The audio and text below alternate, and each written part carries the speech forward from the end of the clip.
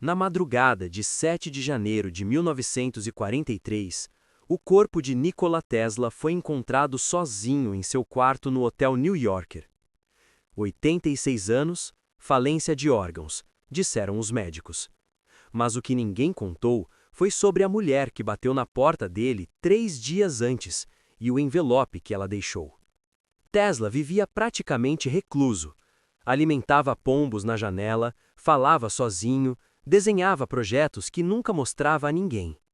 Aquele homem que um dia iluminou o mundo inteiro, agora mal conseguia pagar a conta do hotel. As pessoas achavam que ele havia enlouquecido. Talvez tivesse.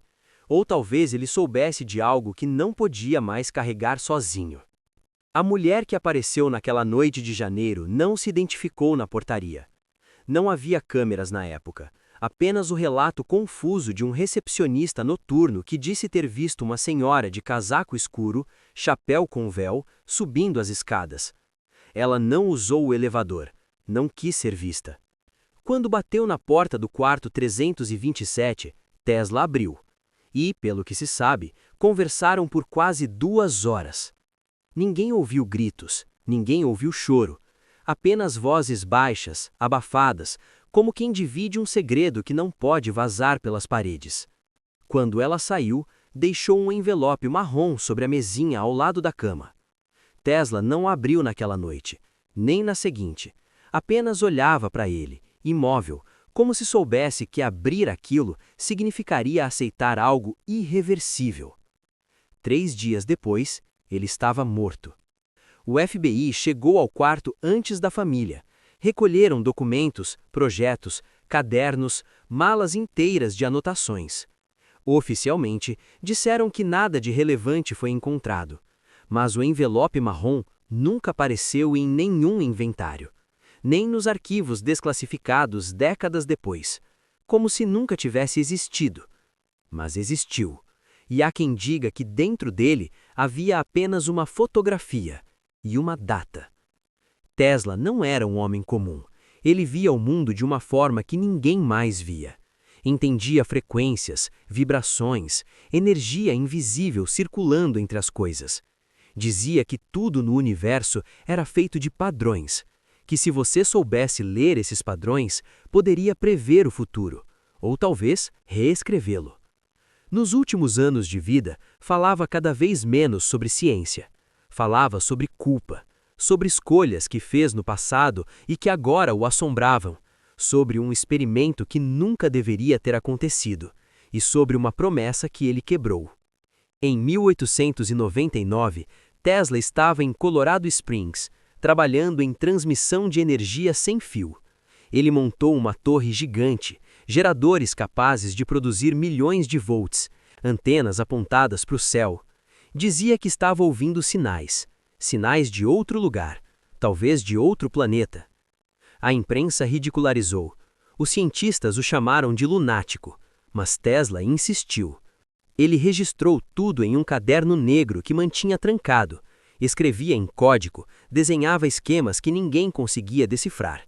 E então, em uma noite específica de junho daquele ano, algo aconteceu. Algo que ele nunca quis explicar. Apenas anotou uma frase no caderno. Recebi. Não deveria. Agora não posso devolver. Ele destruiu a torre meses depois, voltou para Nova York. Nunca mais falou publicamente sobre os sinais. Mas quem convivia com ele notou a mudança. Tesla ficou mais sombrio, mais distante, como se carregasse um peso que não podia compartilhar. E se o que ele recebeu não foi um sinal do espaço, mas uma mensagem do futuro? E se alguém, décadas à frente, encontrou uma forma de enviar informação para o passado e escolheu Tesla porque sabia que seria o único capaz de entender? Imagine o que você faria se recebesse uma mensagem assim, se soubesse de algo terrível que ainda vai acontecer. Você contaria? Tentaria impedir? Ou guardaria para si, sabendo que revelar poderia destruir tudo? Tesla guardou, por mais de 40 anos. Mas a mulher que bateu na porta dele naquela noite sabia. Ela sabia o que ele tinha recebido e veio cobrar uma resposta. Alguns pesquisadores acreditam que ela era uma agente. Outros dizem que era alguém da família de uma pessoa envolvida no tal experimento secreto. Há quem aposte que era uma espiã, talvez soviética, talvez americana, tentando extrair dele o que sobrou daquela informação antes que morresse. Mas existe uma teoria mais perturbadora: a de que aquela mulher era a própria remetente da mensagem e que ela veio buscar de volta o que nunca deveria ter sido enviado.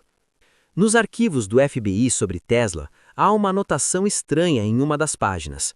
Uma linha riscada, quase ilegível, que diz: Subject claimed interference in 1899.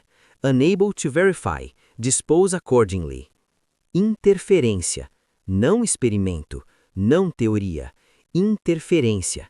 Como se alguém dentro do governo já soubesse que Tesla não estava mentindo e que aquilo precisava ser apagado. E foi. Mas a fotografia, essa ninguém conseguiu apagar completamente, porque Tesla mostrou para alguém. Um assistente, anos antes, jurou que viu.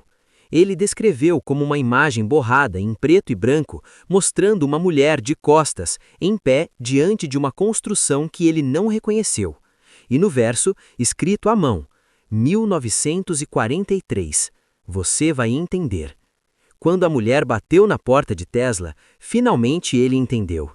Ela não estava ali para ameaçar, estava ali para fechar o ciclo, para confirmar que tudo o que ele tentou evitar aconteceria de qualquer forma, e que ele sempre soube disso. Talvez tenha sido esse o verdadeiro motivo da morte de Tesla. Não falência de órgãos, não velhice, mas o peso insuportável de saber que ele viu o fim antes de todos e não pôde fazer nada. Até hoje ninguém sabe ao certo o que aconteceu naquela torre em Colorado Springs. Os registros desapareceram, o caderno negro nunca foi encontrado e a mulher do envelope jamais foi identificada. Mas há algo que ninguém pode negar. Nikola Tesla, o homem que iluminou o mundo, morreu na escuridão, sozinho, com um segredo que ele levou para o túmulo. Ou quase. Porque se você prestar atenção nos documentos desclassificados, nas entrelinhas dos relatórios do FBI, nas pequenas contradições entre as versões oficiais, vai perceber que alguém ainda está escondendo algo, e que esse algo pode mudar tudo o que sabemos sobre Tesla, sobre ciência, sobre o que é possível, e talvez sobre quem realmente controla o tempo. Essa é uma história que não termina, é uma investigação que continua. E se você chegou até aqui, é porque sente que existe algo além da versão oficial, algo que precisa ser descoberto. Se você quer continuar explorando mistérios como esse, se inscreve no canal, porque toda semana a gente desenterra histórias que deveriam ter ficado escondidas. E a próxima pode ser ainda mais perturbadora do que essa. Até a próxima, se você tiver coragem de voltar.